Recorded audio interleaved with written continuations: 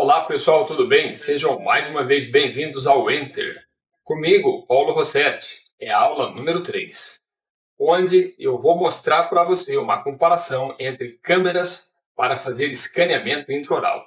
Especialmente aí para você que já trabalha com esses tipos de câmeras de escaneamento intraoral. Vamos fazer uma comparação entre 5 produtos que existem no mercado e vamos medir as suas capacidades de uma maneira muito especial. Então você já sabe, eu aqui sempre faço 3 coisas. Eu leio de maneira diferente o trabalho científico, eu analiso com vocês a metodologia e, para fechar, eu dou uma desmistificada na análise estatística. Estão prontos? Estão prontas? Porque vamos começar. Pessoal, vamos lá, mais uma vez. Existem palavras difíceis nesse trabalho? Vou ler o título com vocês. Avaliação da adaptação na margem e da adaptação interna de facetas laminadas cerâmicas confeccionadas utilizando-se 5 tipos de câmeras intraorais para escaneamento e um método de digitalização indireta, que eu já adianto. Moldagem, tá bem? Mas vocês estão vendo aí no título que existem algumas palavrinhas que a gente pode dizer que são palavras difíceis. Vocês estão vendo aí o marginal, vocês estão vendo o internal e estão vendo o fit. Então, para a gente simplificar e para vocês poderem entender, é fundamental agora compreender as palavras difíceis. O que é fit? A gente pode traduzir fit da maneira mais simples possível como ajuste, ou você pode traduzir da maneira mais simples possível como adaptação. Esses dois termos eles são encontrados em português. Isto é fit. E a outra coisa que a gente precisa entender é que existe um conceito de medida nesse trabalho, que nós chamamos de micrômetro. Como vocês estão vendo aí, pessoal, micro é uma sigla representada por uma letra grega. Esse U, vocês estão vendo que é um U que tem uma perninha mais forte. Essa é a letra grega Mi. Se escreve MU, mas se pronuncia Mi. Nesse trabalho, o nível de adaptação, o nível de ajuste, micrômetros. E o que significa um micrômetro? Para vocês terem uma ideia, um micrômetro é a mesma coisa que 0,001 milímetro. Então esse M ali, ó, é a sigla para mili. Um micrômetro é igual a 0,01 milímetro, ou é a milionésima parte do milímetro. É bem pequenininho, pessoal. É bem pequenininho, tá certo? Então esse é o segundo conceito, a segunda palavra difícil para vocês guardarem nesse trabalho. E para a gente fechar esta pequena introdução, vocês precisam compreender 2 coisas. Do lado esquerdo, o que vocês estão vendo? Em branco está um preparo, é um corte esquemático. Em amarelo, nós temos aí uma faceta laminada de porcelana. Como vocês estão vendo, existem 2 áreas. O primeiro círculo vermelho está na margem do preparo, na região cervical, e o segundo círculo vermelho está na região de transição incisal palatina.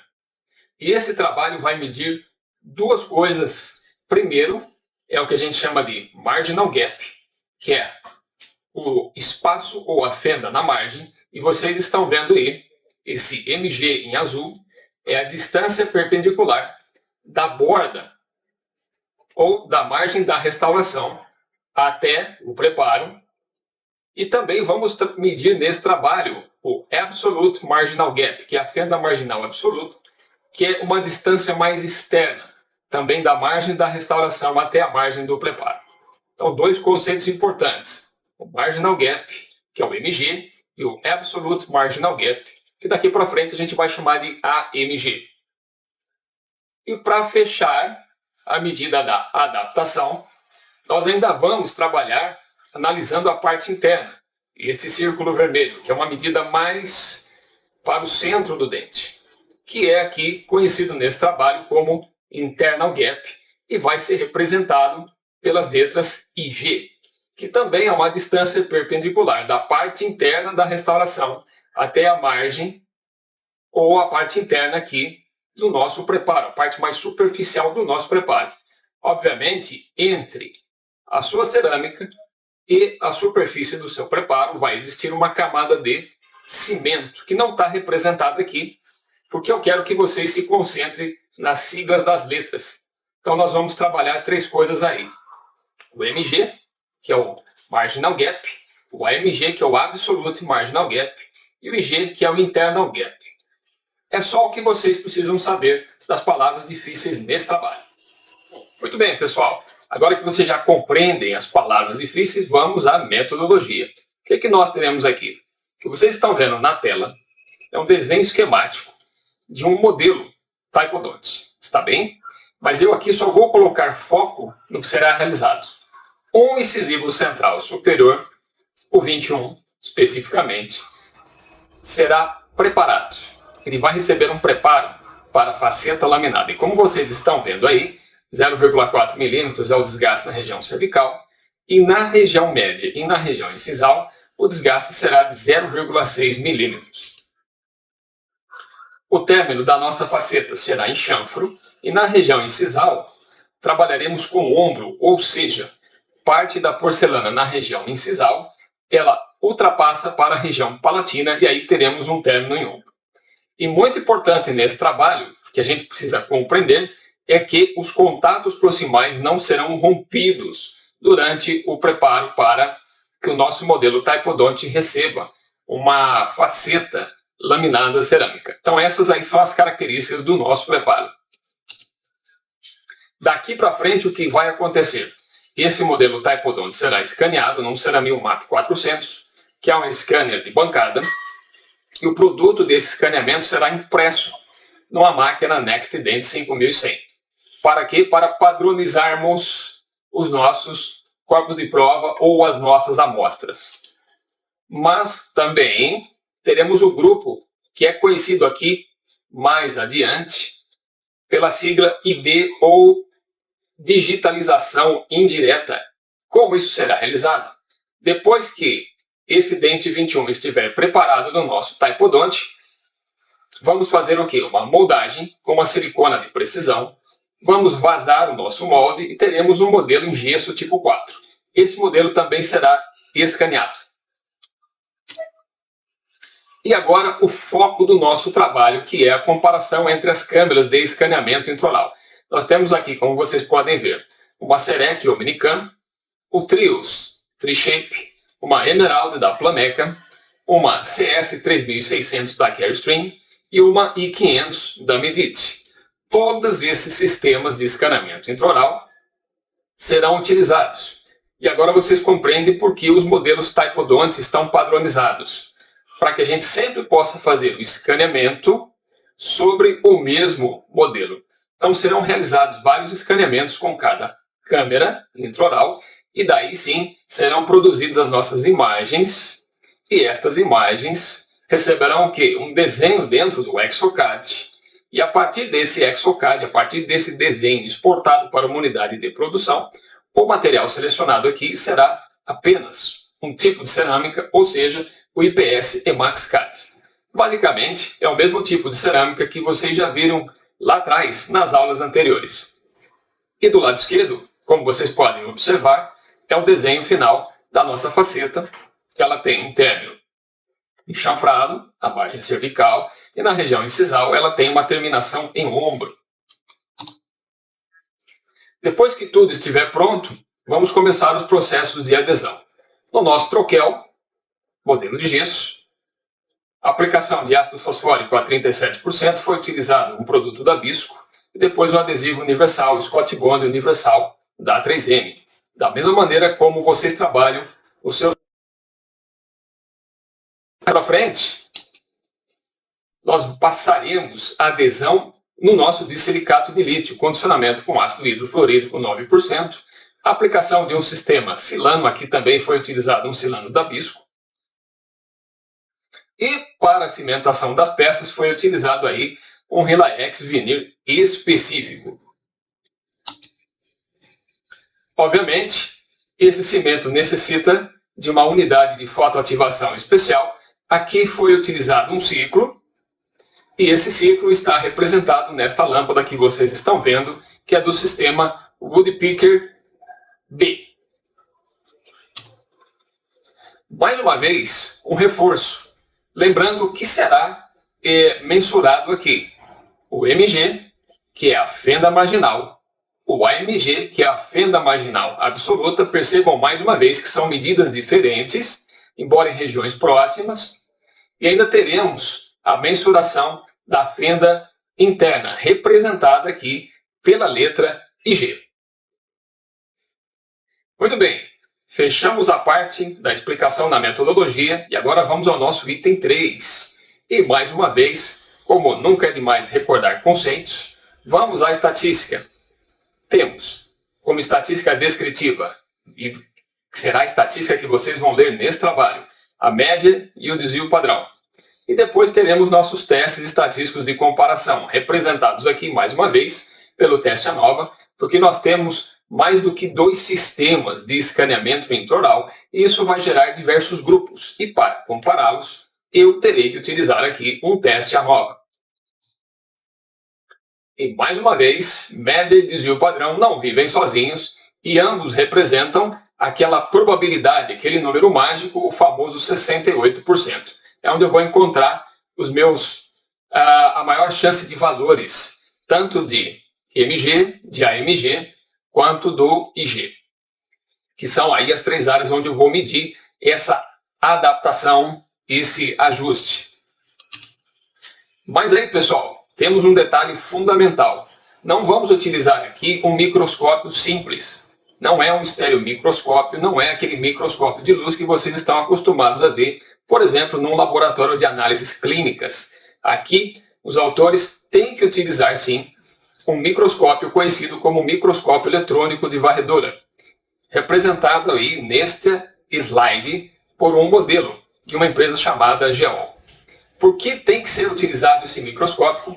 Porque é esse microscópio que vai fornecer aqueles valores micrométricos, aquelas medidas que são pequenininhas. Então, essas restaurações aí já cimentadas nos troquéis, elas serão cortadas, elas serão preparadas, elas serão posicionadas dentro de um microscópio eletrônico de varredura e aí sim, naquelas áreas pré-determinadas pelos círculos vermelhos, serão tomadas medidas e essas medidas serão mais tarde comparadas.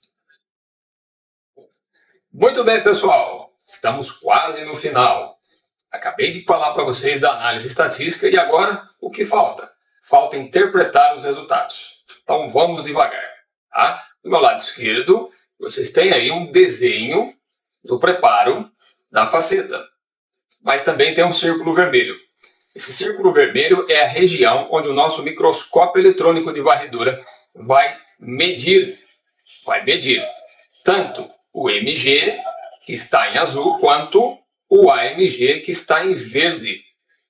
Agora, vocês estão vendo aí nessa imagem que nós temos também o quê? Temos 6 linhas aqui, ok? Cada linha dessa representa uma câmara de escaneamento intraoral, com exceção do ID, que é o método de digitalização indireta. Aquele que nós fizemos molde, fizemos modelo de gesso e foi escaneado posteriormente, tá bem?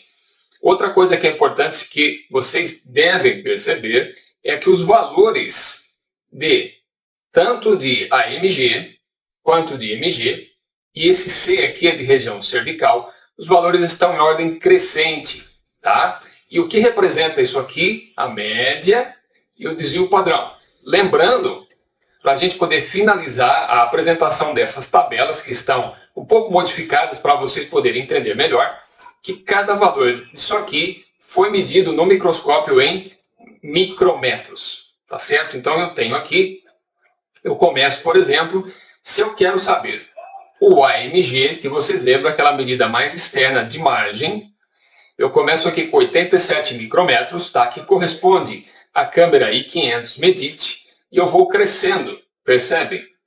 92 para Trios Tri-Shape, 112 micrômetros para a Emerald da Plomeca, 146 micrômetros para a CS 3600 da Carestream, 147 micrômetros para a digitalização indireta, o modelo, e termino aqui com a Omnicam em 147 micrômetros também. Se eu quiser saber se existe diferença entre os grupos aqui, eu vou aplicar um teste estatístico de comparação. Foi utilizado um teste ANOVA e nós temos aqui o nosso valor P menor que 0,001, ou seja, existe uma diferença estatisticamente significativa entre os nossos sistemas. Agora percebam bem, para saber qual sistema é diferente de qual sistema aqui, eu tenho que olhar essas letrinhas pequenininhas. Então, vamos nos concentrar em algumas letras, por exemplo. Para a MGC, se a gente olhar e tentar comparar a i5 com a Trios, vocês estão vendo que elas têm as mesmas letrinhas. O A pequenininho.